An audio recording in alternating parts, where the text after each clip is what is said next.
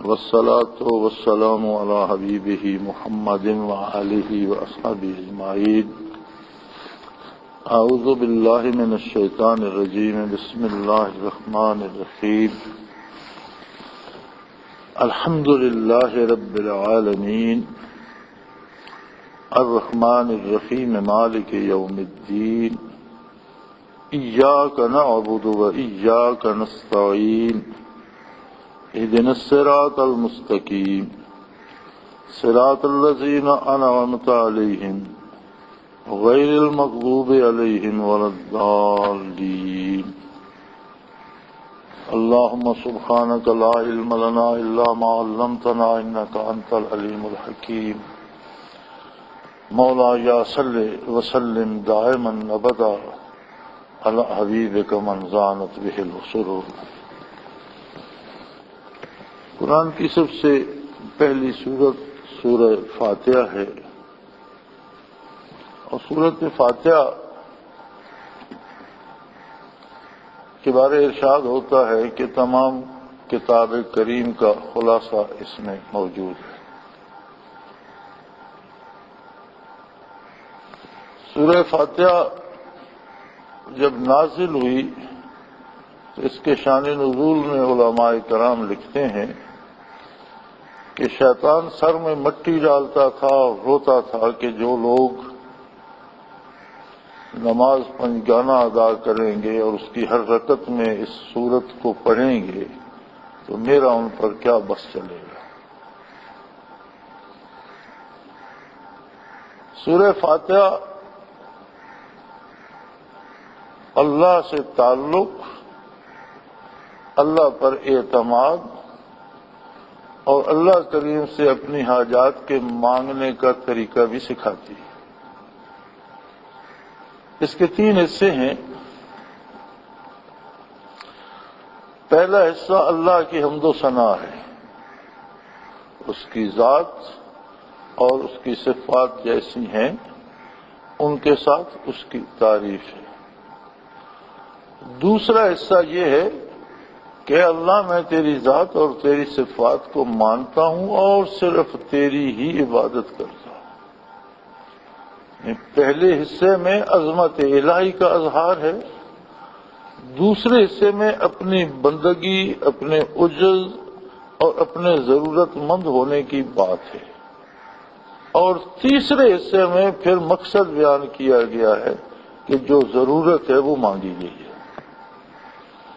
تو دعا کا طریقہ یہ ہے کہ پہلے عظمت الہی بیان کی جائے، اپنے عجز کا اقرار کیا جائے، پھر جو چیز مقصود ہے وہ پیش کی جائے۔ جس طرح ہر عدالت کا ایک ادب و احترام ہوتا ہے، ہر حکومت یا حکومت کے افسر کا کہ آپ کو درخواست اس کے مطابق لکھنا، ہائی کورٹ میں جاتے ہیں تو اس کے مطابق لکھنا پڑتی ہے، گورنر کے پاس گزارتے ہیں تو اس کے مطابق اس کا پیٹرن الگ ہوتا ہے۔ اسی طرح جب آپ درخواست گزار ہوتے ہیں بارگاہ الوہیت میں تو اس کا طریقہ کار الگ ہوتا ہے کہ سب سے پہلے اس کی حمد و ثنا کی جائے، اس کی عظمت کا اقرار کیا جائے، پھر دوسرے درجے میں اپنی عبودیت کا اظہار کیا جائے کہ میں تجھے مانتا ہوں، میرا ایمان ہے تیرے ساتھ اور میں تیری ہی عبادت کرتا ہوں۔ اب تیسرے درجے میں آ کر مدعا عرض کرے گا کہ بار الہ یہ میری ضرورت ہے، مجھے عطا فرما۔ بعض حضرات نے بسم اللہ شریف کو الگ قرار دیا، لیکن اکثر علماء کے نزدیک بسم اللہ الرحمن الرحیم سورہ فاتحہ کا حصہ ہے۔ اس لیے ہم نماز کی ہر رکعت میں تعوذ کے بعد تسمیہ سے شروع کرتے ہیں، اور دوسری رکعت میں اگرچہ ثنا نہیں پڑھی جاتی لیکن سورہ فاتحہ بسم اللہ شریف سمیت پڑھی جاتی ہے، خاموش پڑھی جاتی ہے۔ امام قرأت کر رہا ہو تو قرأت تو الحمد سے شروع کرتا ہے، لیکن بسم اللہ الرحمن الرحیم دل میں ضرور پڑھتا ہے، اور اکیلے نماز پڑھ رہے ہوں تو بھی ثنا اور تعوذ نہیں پڑھا جاتا، لیکن بعض کی جو رکعتیں ہیں وہ 1 ہے یا 3 ہیں یا 2 ہیں، وہ بسم اللہ کے ساتھ شروع کی جاتی ہے۔ حضرت رحمت اللہ تعالی علیہ فرمایا کرتے تھے کہ جس طرح سورہ فاتحہ قرآن حکیم کا خلاصہ ہے، بسم اللہ الرحمن الرحیم، یہ سورہ فاتحہ کا خلاصہ ہے کہ ہر کام کی ابتدا اس اللہ کے نام سے کرتا ہوں جو رحمان ہے اور رحیم ہے۔ پھر فرمایا کرتے تھے اللہ کی ان پہ کروڑوں رحمتیں ہوں کہ بسم اللہ کی یہ پہلی با ہے، بے ہے، یہ اس کا خلاصہ ہے کہ یہ بے تلبس کی ہے، جوڑنے کی ہے، اور سارا دین اور سارا قرآن کیا ہے؟ مخلوق کو اللہ سے جوڑا جائے، اللہ کی مخلوق کو اللہ کی ذات سے آشنا کیا جائے۔ تو فرمایا کرتے تھے کہ سورہ فاتحہ قرآن حکیم کا خلاصہ ہے، بسم اللہ شریف سورہ فاتحہ کا خلاصہ ہے، اور اس کی پہلی بے سارے قرآن سارے دین کا خلاصہ ہے کہ یہ بے تلبس کی ہے، جوڑنے کی ہے اللہ کے نام کے ساتھ۔ اور یہ ساتھ جو ہے، یہ جڑنا جو ہے، یہ تلبس جو ہے، اسے عربی میں تلبس کہتے ہیں، کسی چیز کو کسی کے ساتھ جوڑنا۔ تو فرمایا یہ سارے دین کا خلاصہ، سارے دین کا حاصل یہ ہے کہ اللہ کا بندہ اللہ کی ذات سے جڑ جائے۔ میں اکثر کہا کرتا ہوں کہ قرآن کریم کی ہر آیت دنیا و آخرت کے سارے مسائل کا جواب دے گی، اپنی اپنی وسعت نظر ہے، اللہ کس کو کتنی دیتا ہے۔ اور پھر یہ جب ضرورت نہیں تو اتنا قرآن اللہ نے کیوں نازل کیا؟ یہ اس کا کرم، یہ اس کا احسان ہے کہ اس نے اپنے بندوں سے کلام فرمایا اور فرماتا چلا گیا۔ کلام میں متکلم کا اثر ہوتا ہے، اس کی ذات کا اثر ہوتا ہے۔ آپ کسی بندے کو کسی برے آدمی کے ساتھ بٹھا دیں، وہ اس کی صرف باتیں سنتا رہے، اس کی عادتیں بگڑنا شروع ہو جائیں، اس کی ذات کا اثر اس میں آئے گا۔ کسی آدمی کو کسی نیک بندے کے ساتھ بٹھا دیں، وہ روزانہ اس کی گفتگو سنتا رہے تو نیکی کی طرف مائل، وہ اثر اس میں بھی آ جائے گا۔ تو اللہ جل شانہ نے یہ جو اتنی کتاب عطا فرمائی، علماء ایک سوال پیش کرتے ہیں کہ طریق ادب یہ ہے کہ بات مختصر ہو اور اس میں سارا مفہوم آ جائے۔ قرآن کریم کا کمال یہ ہے کہ چند لفظوں میں سارا مفہوم سمو دیتا ہے۔ پھر ادب یہ ہے کہ جو پوچھا جائے وہ مختصر لفظوں میں عرض کر دیا جائے۔ اور انبیاء سے بڑا مؤدب کون ہوگا؟ موسیٰ علیہ السلام اللہ کے رسول تھے، کلیم اللہ تھے۔ سوال مختصر سا ہوا، ما تلک بیمینک یا موسیٰ، موسیٰ آپ کے ہاتھ میں یہ کیا ہے؟ ہی عصائی، بات ختم ہو گئی، یہ میرا عصا ہے، جواب ہو گیا۔ لیکن وہ بات بڑھاتے چلے گئے، ہی عصائی اتوکل علیہا واحش بہا علی غنمی ولی فیہا معارب اخری، پتہ نہیں انہوں نے کتنی لمبی بات کی۔ یہ میرا عصا ہے، میں اس سے سہارا بھی لیتا ہوں، اس سے ریوڑ بھی چراتا ہوں، اس سے اور بہت سے کام۔ وہ کون سے کام انہوں نے گنے؟ قرآن نے تو اختصار کیا، وہ کام بتائے نہیں، لیکن انہوں نے تو گنے، لی فیہا معارب اخری، اور بہت سے کام لیتا ہوں اس سے۔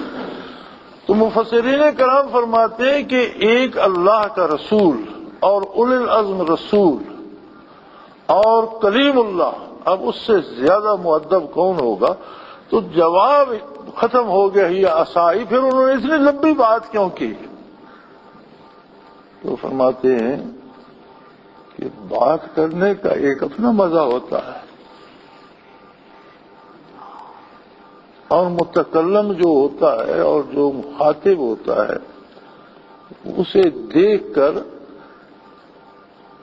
اگر کوئی محبوب سے بات کر رہا ہے تو ایسا بے خود ہو جاتا ہے کہ اس بات کا مزہ لینے کے لیے اسے لمبا کر کے لے جاتا ہے۔ بیک لفظ تماں گفتن تمنا ہے جہاں را، فارسی شاعر نے کہا ہے کہ ساری دنیا کی ساری باتیں ایک لفظ میں کہی جا سکتی ہیں۔ ایک گھنٹہ کوئی بات کرے، آپ ہاں کہہ دیں جواب ہو گیا، آپ نہ کہہ دیں جواب ہو گیا۔ ساری دنیا کی ساری باتیں ایک لفظ ہاں یا نہ میں ختم ہو جاتی ہیں۔ آپ کو کوئی سارا دن آپ سے بات کرتا ہے، آپ اسے کہہ دیں کہ مجھے نہیں منظور، بات ختم ہو گئی۔ بیک لفظ تمام گفتن تمنا جہان را منز بیر حضوری طول دادم داستان کہ میں نے تو حضوری کے مزے میں بات کو لمبا کر دیا کہ بات کس سے ہو رہی ہے اور کرنے کا مزہ آ رہا ہے، اسے چلائے جاؤ۔ بیک لفظ تمام گفتن تمنا جہان را منز بیر حضوری طول دادم داستان را۔ فرمایا موسیٰ علیہ السلام نے چونکہ بات اللہ سے ہو رہی تھی، بات کے مزے میں ایسے کھو گئے کہ منقطع کرنا نہیں چاہتے تھے کہ بات چلتی جائے اللہ کے حضور۔ تو جب اس نے امت محمدیہ پر یہ احسان فرمایا کہ اتنی باتیں کی کہ اتنا بڑا قرآن مجید بن گیا، اب اگر اس کے بعد بھی کوئی نہیں سدھرتا تو اس کے سینے میں دل نہیں پتھر، اب پتھر بھی ہوتا۔ اللہ کریم فرماتے ہیں کہ جو قرآن سے جن کی اصلاح نہیں ہوتی وہ پتھروں سے بھی گئے گزرے، اس لیے کہ پتھروں سے بھی نہریں اور چشمے جاری ہو جاتے ہیں۔ نما یتشقق فیخرج منہ الماء، پتھر بھی پھٹ جاتے ہیں، ان سے نہریں چشمے جاری ہو جاتے ہیں، کچھ میں سے تھوڑا پانی آتا ہے، ورنہ غضب الہی اور عظمت الہی کے سامنے گر کر چور تو ہو جاتے ہیں، اور جن پر قرآن بھی اثر نہیں کرتا وہ اس سے بھی گر گزرے۔ تو یہ اس کا احسان ہے کہ اس نے اتنی لمبی بات عطا فرمائی۔ قرآن کا سمجھنا، قرآن پر عمل کرنا فرض عین، قرآن کا سمجھنا عمل کی نسبت سے فرض عین، کہ جانے گا نہیں تو عمل کیسے کرے گا۔ لیکن قرآن اگر سمجھ نہ بھی آئے تو قرآن کو اللہ کا کلام سمجھ کر پڑھتے رہنا خالی نہیں جاتا، دلوں کو منور کر دیتا ہے، اس لیے کہ اللہ کا کلام ہے۔ میں نے شاید پہلے بھی کہیں یہ بات بیان کی ہے، میں نے پڑھی نہیں، واقعہ سنا ہے۔ ایک شخص نے مجھ سے ایک واقعہ بیان کیا کہ ہمارا ایک آدمی مر گیا تو اس کے لیے قبر تیار کر رہے تھے، تو اس کے نیچے اوپر سے قبر کا نشان نہیں تھا، جب کھودا تو نیچے قبر آ گئی۔ قدرتی آدمی کو تجسس ہوتا ہے کہ جب قبر کھل ہی گئی ہے اور اس کے پتھر آ گئے تو دیکھیں، تو ہم نے ایک پتھر سرہانے سے ہٹایا، تو یہاں تک وہ درست تھا کہ ہم نے پہچان لیا کہ یہ تو گاؤں کا فلانا آدمی ہے۔ اور عجیب بات ہے کہ کسی درخت کی ایک جڑ اس کے منہ کے اوپر سے، کفن کے اوپر سے گزر رہی تھی، اور اس میں سے ٹپ ٹپ قطرہ قطرہ رس کا گر رہا تھا۔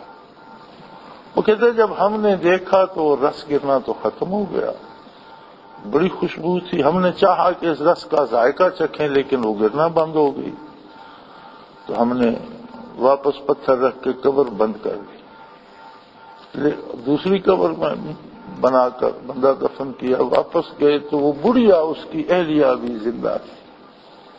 اس سے ہم نے پوچھا کہ تمہیں اپنے میاں کا کوئی عمل یاد ہے کہ کون سا ایسا نیک کام اس نے کیا؟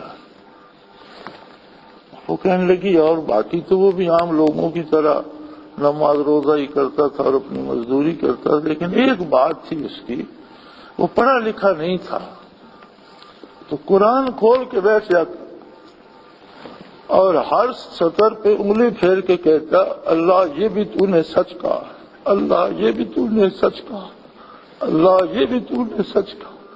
وہ اس طرح سارا قرآن پڑھا کرتا تھا۔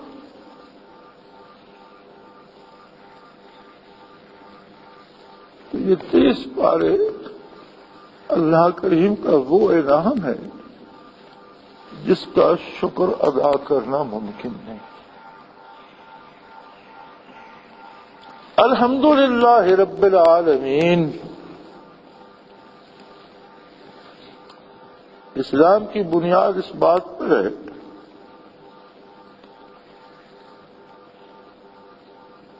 کہ جو کچھ ہے صرف اللہ ہے، باقی کوئی کچھ نہیں۔ سب خوبیاں، سب کمالات اس رب کے لیے ہیں جو سارے جہانوں کا پروردگار ہے۔ رب یا پروردگار وہ ہوتا ہے جو تخلیق سے تکمیل تک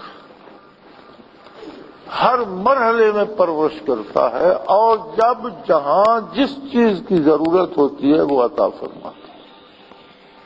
کوئی خوبصورت ہے تو حسن اس کی عطا ہے، کوئی طاقتور ہے تو طاقت اس کی عطا ہے، کوئی امیر ہے تو دولت اس کی عطا ہے، کوئی صحت مند ہے تو صحت اس کی عطا ہے، کوئی عالم ہے تو علم اس کی عطا ہے۔ غرض جہاں جو خوبی تصویر میں ہے وہ خوبی تصویر کی نہیں، مصور کی ہے، کمال مصور کا ہے۔ تو کائنات میں جتنی خوبیاں جس جس کے پاس ہیں وہ سب خوبیاں اللہ کی ہیں، باقی کوئی کچھ بھی نہیں، اس کے کمالات کی، اس کی خوبیوں کے مظہر ہیں سارے، اس کی عظمت کا اظہار ہوتا ہے۔ الرحمن الرحیم، وہ رحمان ہے، وہ رحیم ہے۔ اب رحمان اور رحیم کا مادہ تو ایک ہے، اور قرآن حکیم میں اختصار ہے، تو پھر ایک ہی لفظ دو بار کیوں لایا گیا؟ اس لیے کہ رحمان کا مفہوم جدا ہے، رحیم کا مفہوم جدا ہے، لفظ ایک ہے۔ عربی میں قواعد و ضوابط ہیں، اور فے عین لام سے الفاظ کو تولا جاتا ہے۔ الرحمن فعلان کے اس وزن پر ہے، فعلان کے وزن پہ جتنے لفظ آتے ہیں وہ لمحاتی اور وقتی ہوتے ہیں، ان میں دوام نہیں ہوتا۔ جیسے فعلان کے وزن پہ آتا ہے غضبان، غصے میں آیا ہوا بندہ، اب غصہ ہمیشہ تو نہیں رہتا، غصے میں آیا غصہ فروغ ہو گیا۔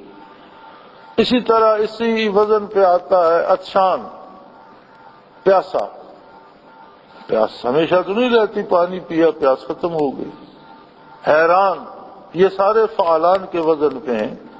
پریشان ہمیشہ کوئی نہیں رہتا، وقتی پریشانی ہوتی ہے، ختم ہو گئی۔ الرحمن، یہ وہ رحمت ہے جو مومن کافر دونوں کو نصیب ہے، لیکن یہ وقتی ہے، اسی لیے فرمایا گیا الرحمن للدنیا، جب تک دنیا قائم ہے اللہ کے رحمان ہونے کا اظہار ہوتا رہے گا۔ کافر کو بھی وجود بخشتا ہے، نعمتیں بخشتا ہے، حواس بخشتا ہے، طاقت، دولت، اولاد، کیا کیا نعمتیں دیتا ہے، یہ رحمانیت ہے۔ جب تک دنیا ہے یہ وقتی کیفیت ہے، تب تک رہے گی۔ دنیا ختم ہوگی تو یہ صفت بھی ختم ہو جائے گی۔ آگے کیا ہوگا؟ الرحیم، رحیم فعیل کے وزن پر ہے۔ اس وزن میں جتنے اوصاف آتے ہیں ان میں دوام ہوتا ہے، جیسے حکیم، علیم۔ اب کوئی دانا ہے تو ہمیشہ کے لیے دانا ہے، کوئی عالم ہے تو ہمیشہ کے لیے عالم ہے، یہ وقتی صفت نہیں ہے۔ یہ فعیل، تو یہ جتنے اس فعیل کے وزن پہ لفظ آتے ہیں ان میں دوام ہوتا ہے۔ الرحیم میں دوام ہے، یہاں بھی ان پہ رحمت ہوگی، آگے بھی رحمت ہوگی، اول و آخر یہ رحمت منقطع نہیں ہوگی۔ اس لیے فرمایا گیا الرحمن للدنیا والرحیم للآخرہ، رحمان دنیا کے لیے ہے اور رحیم دونوں جہانوں کے لیے، دنیا و آخرت دونوں کے لیے ہے۔ تو نور ایمان اس کی رحیمیت ہے، نیکی کی توفیق اس کی رحیمیت ہے، کیونکہ یہ دنیا میں، موت میں، زندگی میں، موت میں، برزخ میں، حشر میں، اور اس کے بعد ہمیشہ کے لیے جس پہ رحیمیت ہوگی اس کا ساتھ دے گی۔ دنیا، رحمانیت دنیا کے لیے ہے، مومن کو بھی روزی دیتا ہے، کافر کو بھی دیتا ہے۔ پالن والا سر تے حاضر، کل جیا نو پالے، پالن والا سر تے حاضر، کل جیا نو پالے، اے بھی ویکھ نہ دھکے در تو رج ہو برات نہ ٹالے۔ وہ کبھی کسی کے گناہ پر اس کی روزی بند نہیں کرتا، اس کے باقی نعمتیں سلب نہیں کرتا، اگر ایک ہی نعمت لے لیتا کہ جو گناہ کرے گا وہ اندھا ہو جائے گا، اس کی میں نظر واپس لے لوں گا، تو کس کو ضرورت ہوتی گناہ کرنے؟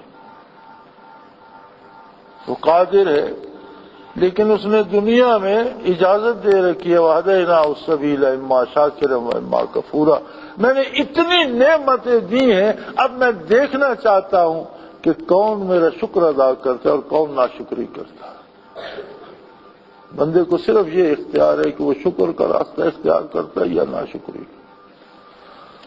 تو رحمان بہت وسیع ہے دنیا کے لیے، اور رحیم دراصل اللہ کی ربوبیت جو ہے یہ بہت وسیع ہے، آدمی اندازہ نہیں کر سکتا۔ ہر تنکا جو اگتا ہے یہ اس کی ربوبیت کا تقاضا ہے، ہر پھول جو کھلتا ہے اس کی ربوبیت کا تقاضا ہے، ہر پھل جو پکتا ہے اس کی ربوبیت کا تقاضا ہے۔ وہ چیونٹی سے لے کر بڑی سی بڑی مخلوق تک کو پیدا کرتا ہے، پالتا ہے، روزی دیتا ہے۔ یہ سورج جو طلوع ہوتا ہے یہ اسی کا کرم ہے، اس کی ربوبیت کا تقاضا ہے۔ ہم سمجھتے ہیں ہمیں تپش دے رہا ہے، چیونٹی سمجھتے ہیں میرے انڈے سینک رہا ہے، پھل سمجھتا ہے مجھے پکا رہا ہے، فصل سمجھتی ہے مجھے اگا رہا ہے۔ ہر کام جتنے بے شمار اتنے کام ایک سورج کے آنے اور جانے سے وابستہ ہیں جو ہم گن نہیں سکتے۔ اس کی ربوبیت، وہ چونکہ وہ رب ہے، اس لیے اس نے تخلیق بھی کرنی ہے، ان کی پرورش بھی کرنی ہے، اور انہیں ان کے کمال اور انجام تک پہنچانا بھی، یہ اس کی ربوبیت ہے۔ اپنی ساری وسعتوں کے باوجود آپ دیکھتے ہیں ایک مکھی ہے، وہ کتنا سفر کرتی ہے، کہاں کہاں جاتی ہے، کون کون سے پھول سے رس لیتی ہے اور کیسے شہد بناتی ہے، یہ اس کو مکھی کو سکھاتا تو کوئی نہیں۔ یہ مکھیاں پالنے والے کہتے ہیں کہ اس مکھی کی اوسط عمر 2 مہینے ہوتی ہے، تو یہ تو جو وہ کام کرتی ہے کسی کو سکھانا پڑے تو 2 سالوں میں بھی سکھایا نہیں جا سکتا کہ کون سے پھول سے رس کس طرح لینی ہے، اس میں کون سا مادہ ملانا ہے، کس طرح ڈالنا ہے، پھر وہ شہد بنے گا۔ اس کا مطلب ہے مکھی شہد کی پیدا ہوتی ہے تو اسے وہ سکھا دیتا ہے کہ شہد ایسے بنانا ہے، وہ کام میں لگ جاتی ہے۔ جانور کا بچہ پیدا ہوتا ہے، اسے پتہ ہے میری روزی ماں کے تھنوں میں ہے، وہ دودھ کے لیے تلاش کے لیے کھڑا ہو جاتا ہے۔ مچھی کا بچہ سمندر میں پیدا ہوتا ہے، تیرنا شروع کر دیتا ہے، کون سکھاتا ہے اسے تیرنا کیسے، کون بتاتا ہے چھوٹے سے بچے کو؟ بلکہ میں ڈاکومنٹری دیکھ رہا تھا تو شتر مرغ کے انڈے سے بچہ نکلا اور وہ 2-4 قدم چلا تو تھوڑی دور سے ایک جنگلی جانور گزر رہا تھا، تو چھوٹا سا بچہ زمین پر بیٹھ کر چھپ گیا، اس طرح سر بھی نیچے کر لیا، اکٹھا سمٹ کر بیٹھا۔ تو وہ جو ڈاکومنٹری پیش کر رہا تھا وہ بھی یہ کر رہا تھا اس پہ تبصرہ کہ دیکھیں اس کی عمر 2 منٹ ہے، لیکن اسے کسی نے بتا دیا کہ یہ تیرے لیے خطرہ ہے اور اس سے تجھے اس طرح چھپنا ہے۔ یہ سارا کیا ہے؟ اس کی ربوبیت کے مظہر ہے، اس نے پالنا ہے، مخلوق کو پیدا کرنا ہے، ہر ضرورت پوری کرنی ہے، جس علم کی ضرورت ہے اسے عطا کرنا ہے۔ شیر کا بچہ پیدا ہوتا ہے تو 3 مہینے آنکھیں ہی نہیں کھولتا، اسے خطرے ہی کیوں نہیں، اسے بے فکر پڑا ہے جنگل۔ ہرنی کا بچہ پیدا ہوتا ہے تو دوسرے لمحے ماں کے ساتھ بھاگ رہا ہوتا ہے، اس کے لیے خطرہ ہے، اسے بھاگنا ہے۔ ہر ایک کو نہ صرف ان کی ضرورتیں پوری کی بلکہ احساس ضرورت عطا کر دیا کہ تجھے اس چیز کی ضرورت ہے، پھر تکمیل کے ذریعے اسے سمجھا دیے کہ اس طرح تیری یہ ضرورت مکمل ہوگی۔ اتنی وسیع ربوبیت بھی اس کی رحمت کا ایک شعبہ ہے کہ وہ رحیم ہے، اور جنہیں رحمت الہی سے کوئی ذرہ نصیب ہو جاتا ہے وہ کتنے خوش نصیب لوگ ہوتے ہیں۔ اور پھر اس نے فرما دیا وَمَا أَرْسَلْنَاكَ إِلَّا رَحْمَةً لِّلْعَالَمِينَ، میرے حبیب میں نے تجھے تمام جہانوں تمام کائنات کے لیے رحمت بنا کر مبعوث فرمایا۔ اگر رحمت مجسم کر دی جائے، ہم جیسا اللہ کریم معاف فرمائے، بات میں انسانیت کی کر رہا ہوں۔ نبی کریم افضل البشر، خیر البشر، بے مثل بے مثال مخلوق ہیں، لیکن ہے تو انسان۔ تو ساری رحمت الہی کو سمیٹ کر انسان بنا دیا جائے، پھر بھی ہم محروم رہ جائیں تو اب اس کے بعد کیا ہو سکتا ہے؟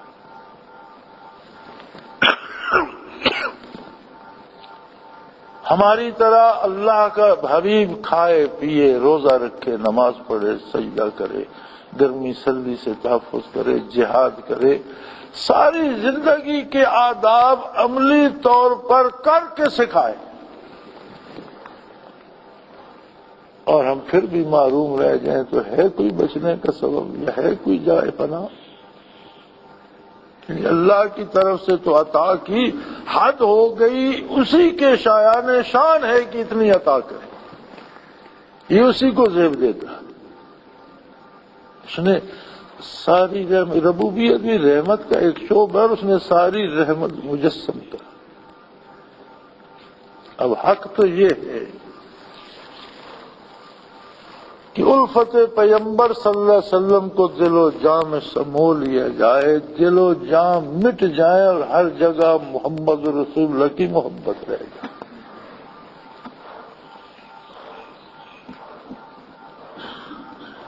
لیکن شاید ہمیں نہ اپنا احساس ہے کہ ہم کیا ہیں، نہ زندگی کی قیمت کا اندازہ ہے کہ یہ لمحات کتنے قیمتی ہیں، اور شاید یہ ہماری بدنصیبی ہے کہ ہمیں عظمت رسول کا اندازہ نہیں ہے۔ ہم کافروں جیسا نظر آنے میں فخر محسوس کرتے ہیں، ہم اپنے آپ کو بدماش کہلوا کر خوش ہوتے ہیں، ہم اپنے آپ کو زبردست کہلوا کر خوش ہوتے ہیں، ہم ساری زندگی اپنی تعریف لوگوں سے سننا چاہتے ہیں۔ کمال بات، کتنے ہم اپنی حیثیت کو بھول جاتے ہیں، چاہتے ہیں لوگ ہماری تعریف کریں۔ بھئی ہم کیا ہیں، تعریف تو اللہ اور اللہ کے رسول کی ہے، اس کی عطا کی ہے، اس کے کرم کی ہے، بات تو وہاں کی ہے۔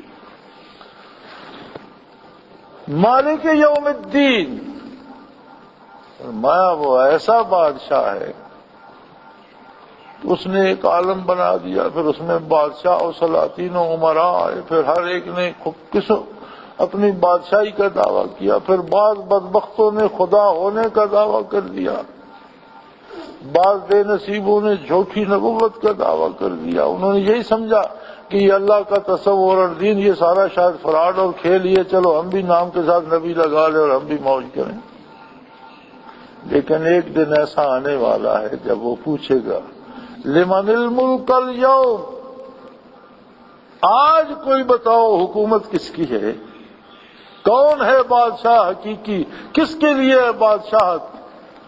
اور ساری دنیا میں اول آنے والے انسان سے آخر تک آنے والا، اور جنات حیوانات چرند پرند ہر چیز حاضر ہوگی، ساری مخلوق حاضر ہوگی، کوئی دم نہیں مارے گا، پھر خود ہی جواب دے گا للہ الواحد القہار، حکومت اللہ کی،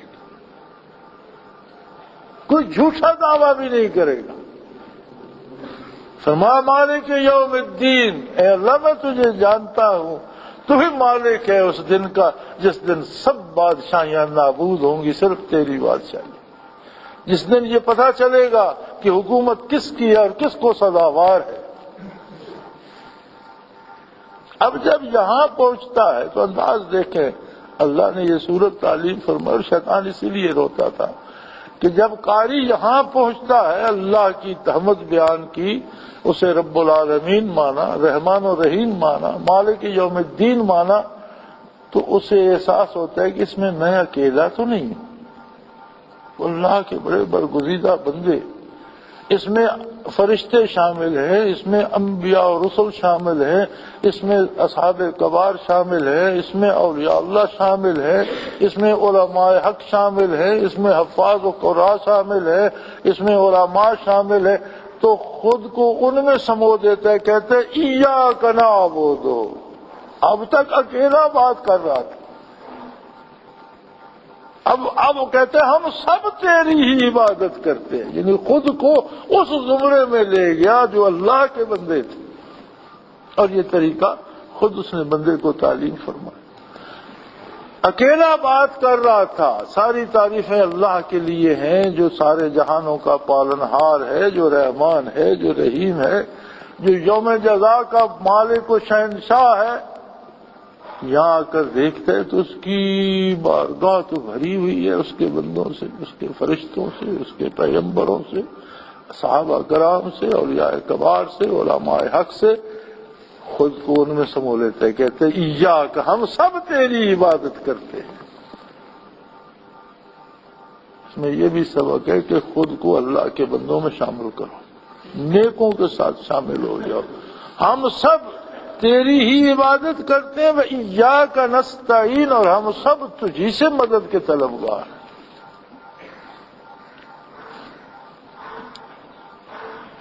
مجھے آج بھی ایک خط ملا، اس میں لکھا تھا کہ میری اولاد بھی کسی نے بند کر دی ہے، میرا کاروبار بھی کسی نے بند کر دی ہے، میری صحت بھی کسی نے خراب کر دی ہے، تو میرے لیے کچھ کریں۔ تو میں نے اسے 2 جملے جواب کے لکھے کہ میرا ایمان یہ ہے کہ اولاد بھی اللہ دیتا ہے، صحت بھی اللہ دیتا ہے، روزی بھی اللہ دیتا ہے۔ تمہارا ایمان مختلف ہے کہ کوئی ہے دنیا میں جو یہ سب کچھ روک سکتا ہے یا دے سکتا ہے، اس لیے تمہارا علاج میرے پاس نہیں، کسی اپنے ہم عقیدہ سے تلاش کرو۔ کیونکہ میرا یہ ایمان ہے کہ جو وہ دیتا ہے اسے کوئی روک نہیں سکتا، اور وہ نہیں دیتا تو کوئی زبردستی لے نہیں سکتا۔ وہ دیتا ہے، کسی کو 10 بچے دیتا ہے، کسی کو جڑواں 2 بچے دے دیتا ہے، کسی کو 1 دیتا ہے، کسی کو 1 بھی نہیں دیتا، اس کی اپنی مرضی۔ اب یہ مان لیا جائے کہ کسی نے روک دیا تو ایمان تو ختم ہو گیا۔ روزی وہ خود بانٹتا ہے، کون روک سکتا ہے؟ ہم یہاں کنواں کھدوا رہے تھے اور اس میں 15-16 فٹ مٹی اور پتھر ملے جلے، اس کے بعد سالڈ چٹانیں آ گئی پتھر کی، جو ساری ہم نے بارود سے توڑی۔ لگ بھگ 90 فٹ کے قریب ایک بہت بڑی چٹان بارود سے اڑائی گئی، تو اس میں سے ایک اتنا سا پتھر کا گیند نکلا۔ اسے گیند کو توڑا گیا تو اس میں اڑنے والی ایک یہ مخلوق تھی، چھوٹی چھوٹی، جو یہ اڑتی پھرتی ہوتی ہیں، تو نیلے رنگ کی، اور اتنا چھوٹا سا دائرہ اس کے لیے درمیان میں خالی تھا، اور زندہ بھی تھی، چل پھر بھی رہی تھی، کھا پی بھی رہی تھی، پتہ نہیں 90 فٹ ایک چٹان کے اندر، پھر آگے سے پھر اس میں بند کر کے اسے پیدا بھی کیا، اسے روزی بھی دے رہا تھا۔ یہ میرا مشاہدہ ہے، کنواں موجود ہے ابھی، اور مجھے افسوس ہو رہا ہے کہ وہ پتھر کھو گیا کہیں، وہ تو رکھنے کے لائق تھا، اور اس میں درمیان میں وہ اس طرح 2 ٹکڑے، درمیان میں اتنی جگہ تھوڑی تھوڑی خالی تھی، کوئی 1 موٹے روپے کے برابر، اس طرح ملے بات۔ اس کی روزی کوئی نہیں روک سکا، تیری یہاں بیٹھ کے کس نے روک لی؟ تو اصل بات یہ ہے کہ ہم اس کی عظمت کو پہچان ہی نہیں سکے۔ اگر بھوکا رکھ کے خوش ہے تو بھوکا رکھے، ہم کمزور ہیں، ہم دعا کریں گے یا اللہ مجھ میں بھوکا رہنے کی ہمت نہیں، مجھے روزی دے، یہ تو ہمارا حق ہے، اس پہ تو وہ خوش ہوتے۔ ہم بیٹھ جائیں کہ جی اللہ نے تو دی تھی، کسی نے راستے میں روک دی، یہ ایمان مسلمان کا نہیں، ہندوؤں کا عقیدہ ہے۔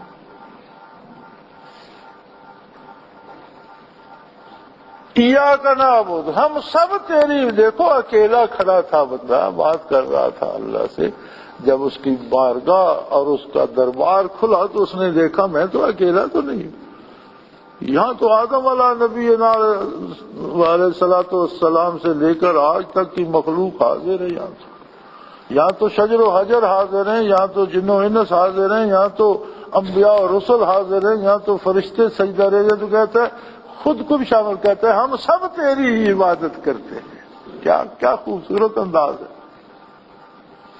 وَإِيَّاكَ نَسْتَعِينُ، اپنی ساری ضرورتوں کی تکمیل تجھی سے چاہتے۔ یوں تو ساری ضرورتیں بہت ضروری ہیں یا اللہ، روزی کے لیے بھوک لگتی ہے، پینے کے لیے پیاس لگتی ہے، بچوں سے پیار ہے، بیوی سے پیار ہے، خاندان سے پیار ہے، ماں باپ سے الفت ہے، دوستوں سے محبت ہے، زندگی آرام سے اور خوبصورت گزارنا چاہتے ہیں، لیکن ایک چیز بہت قیمتی ہے، پھر وہ مانگتا ہے۔ کہتے ہیں اہدنا الصراط المستقیم، اللہ مجھے سیدھا راستہ دکھا، یہ سب سے زیادہ قیمتی ہے، ورنہ اس کے سارے باقی زندگی کے مسائل تو ساتھ ہیں۔ اور ایک ہجوم عاشقاں میں شامل ہو گیا، اکیلا نہیں ہے، ہجوم عاشقاں میں ہے، اور کہتے ہیں اللہ مجھے سیدھے راستے پہ ہی رکھنا، اسی طرح تیری بارگاہ میں کہیں کوئی غلط راستے پہ میرے قدم نہ اٹھ جائیں۔ صراط الذین انعمت علیہم، ان لوگوں کا راستہ جن پر تو نے انعام کیا۔ وہاں جو سارے ہیں وہ لوگ ہیں جس پر اس نے انعام کیا، کہتے ہیں انہی کے ساتھ مجھے رکھنا یا اللہ، یہی جو تیرے انعام یافتہ لوگ ہیں انہی کے راستے پہ مجھے ثابت قدم رکھنا، کیونکہ میں ابھی دار دنیا میں ہوں، میں ابھی نفس اور شیطان کے اس نرغے میں ہوں، کہیں اس راستے سے بھٹک نہ جاؤں، کہیں ان لوگوں سے الگ نہ ہو جاؤں، کہیں اس بارگاہ کا دروازہ مجھ پہ بند نہ ہو جائے۔ اب ان سے پوچھو جو نماز پڑھتے ہی نہیں، وہ کس شیخی پہ نہیں پڑھتے؟ میرا مسلک یہاں بھی جدا گانا ہے۔ لوگ کہتے ہیں لوگ نماز نہیں پڑھتے، میں کہتا ہوں اللہ انہیں پڑھنے کی توفیق نہیں دیتا، ان سے ناراض ہے، انہیں اپنے بندوں میں کھڑا نہیں ہونے دیتا۔ یہ میرا مسلک یہ ہے کہ جو لوگ نماز ادا نہیں کرتے، میرا مسلک یہ ہے کہ اللہ ان سے ناراض ہے، انہیں اپنے بندوں میں کھڑا ہونے کی اور اپنے ساتھ بات کرنے کی توفیق نہیں دے رہا۔ انہیں توبہ کرنی چاہیے، معافی مانگنی چاہیے، استغفار پڑھنا چاہیے کہ وہ توفیق دے، اس لیے کہ بندے کی ضرورت ہے اللہ کی بارگاہ کی حضوری۔ اللہ کو کسی سے کیا حاجت، اسے تو کسی سے غرض نہیں۔ صراط الذین انعمت علیہم، ان لوگوں کے ساتھ رکھ ہمیں جن پہ تو نے انعام کیا، غیر المغضوب علیہم ولا الضالین۔ یا اللہ دو طرح کے لوگوں میں مت لے جا، ایک مغضوب اور ایک ضالین۔ مغضوب وہ ہیں جنہوں نے اللہ کے رسولوں سے دشمنی کی، اللہ کی ذات کا اور اس کے نبی کا انکار کر دیا، یہ وہ ہیں جو اللہ کے غضب کے مارے ہوئے، واضح کفر جنہوں نے اختیار کیا، وہ غضب کے مارے ہوئے لوگ ہیں۔ اور جو لوگ کہتے ہیں کہ ہم اللہ کو مانتے ہیں، نبی کو مانتے ہیں، جیسے یہود و نصارہ اپنے دیندار ہونے کے دعوے دار ہیں، لیکن یہودی کہتے ہیں عزیر ابن اللہ، عیسائی کہتے ہیں کہ عیسیٰ علیہ السلام اللہ کے بیٹے تھے، یعنی اپنی مرضی سے دین بنا لیا اور اس پہ عمل کر خود کو دیندار سمجھتے۔ فرمایا یہ گمراہ لوگ ہیں، اے اللہ مجھے ان سے بھی بچانا جو سیدھے اللہ اور اللہ کے رسول سے دشمنی کرتے ہیں، اور ان سے بھی بچانا جو دین اپنی طرف سے گھڑ لیتے ہیں اور کہتے ہیں یہ اللہ کی طرف سے حکم ہے، دونوں سے بچانا۔ یہ گمراہ ہے، وہ مغضوب۔ آمین۔ اے اللہ میری گزارش قبول فرمانا۔ وآخر دعوانا